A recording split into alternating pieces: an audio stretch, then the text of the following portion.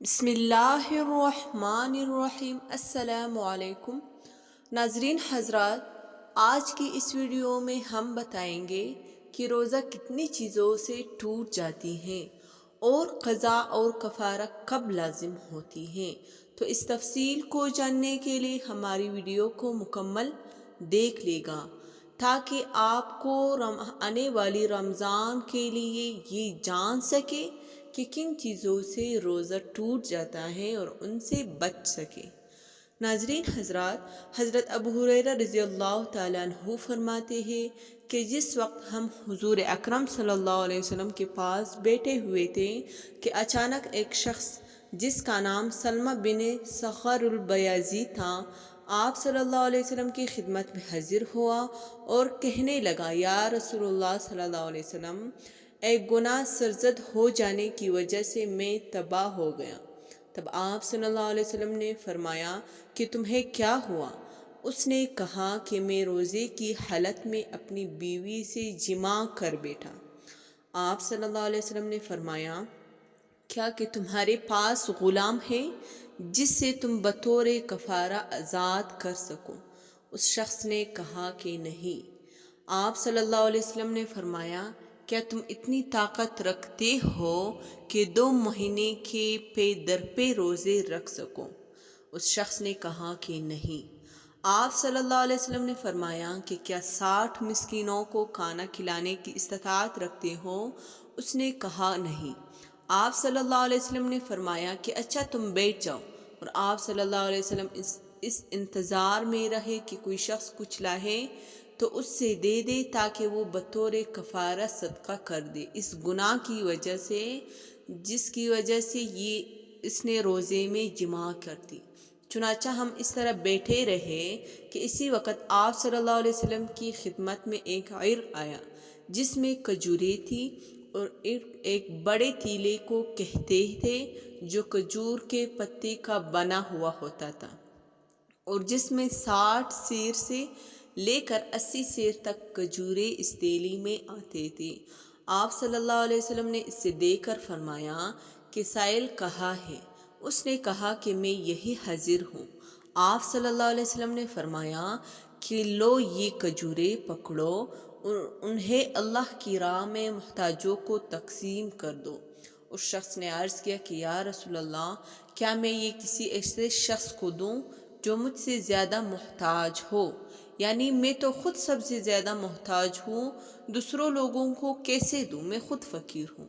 اللہ کی قسم، مدینہ کے دونوں کناروں کے درمیان کوئی ایسا گھرانہ نہیں ہے جو میرے گھرانے سے زیادہ محتاج ہے۔ مدینہ کے دونوں کناروں سے مراد اس کی دونوں پہاڑیاں تھی جو مدینہ کی جانب شرق اور جانب غرب میں واقع تھی۔ حضور اکرم صلی اللہ علیہ وسلم اس کی بات سن کر ہنسے، یہاں تک کہ آپ صلی اللہ علیہ وسلم کی دندان مبارک ظاہر ہوئے۔ پھر آپ صلی اللہ علیہ وسلم نے اس سے فرمایا کہ اچھا یہ کھجوریں اپنے اہل اور عیال کو کھلا دو۔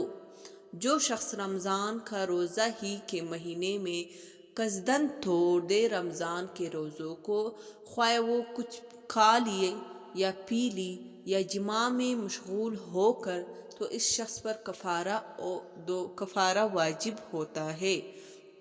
اور کفارہ کی ترتیب وہی ہے جو کہ حدیث شریف میں بیان کی گئی، جو کہ 60 مسکینوں کو کھانا کھلانا، غلام آزاد کرنا، اور پھر پے در پے 2 مہینے روزہ رکھنا، یا پھر 60 مسکینوں کو کھانا، یعنی ایک غلام آزاد کرے۔ اگر یہ نہ ہو سکے تو 2 مہینے کے روزے پے در پے رکھے۔ اگر یہ بھی نہ ہو سکے تو پھر آخری درجہ یہ ہے کہ 60 مسکینوں کو کھانا کھلائے۔ اس میں اختیار ہے، چاہے تو ہر مسکین کو کچا اناج دے دے۔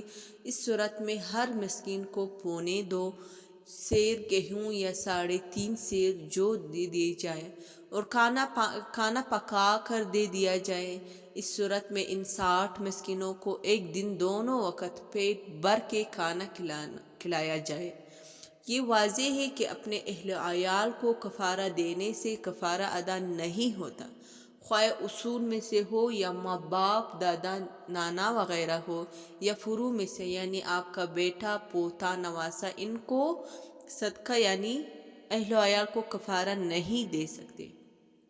جہاں تک حدیث بالا کا تعلق ہے کہ اس شخص نے کہا کہ آپ صلی اللہ علیہ وسلم نے اس شخص سے فرمایا کہ یہی کھجوریں اپنے اہل و عیال کو دے دو، تو یہ حکم صرف اسی کے ساتھ مخصوص تھا۔ آپ صلی اللہ علیہ وسلم نے بطور خاص صرف اس شخص کو اجازت دی تھی کہ وہ کھجوریں جو کفارے کے طور پر اس کی طرف سے دی جانی تھی اپنے اہل و عیال کو کھلانے پر صرف کر دے، اور چونکہ یہ ایک مخصوص معاملہ تھا اس لیے کسی دوسرے کے لیے یہ جائز نہیں کہ وہ اپنے اہل و عیال کو کفارہ دے دیوے۔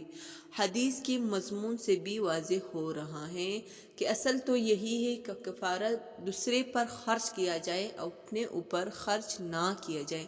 بعض علماء نے یہ توجہ بھی ذکر کی ہے کہ وقتی طور پر ان کو استعمال کی اجازت مرحمت فرمائی تھی کہ جب صاحب استطاعت ہو جاؤ پھر ادا کر لینا، اور یہ صحابی حضرت سلمہ بن صغر الانصاری البیاضی رضی اللہ تعالیٰ عنہ چونکہ بہت زیادہ محتاج تھے اس لیے ان کو اجازت دی آپ صلی اللہ علیہ وسلم نے کہ اس وقت تو یہ کھجوریں اپنے اہل و عیال کو کھلاؤ، مگر جب بعد میں استطاعت ہو جائے تو پھر کفارہ ضرور ادا کر لینا۔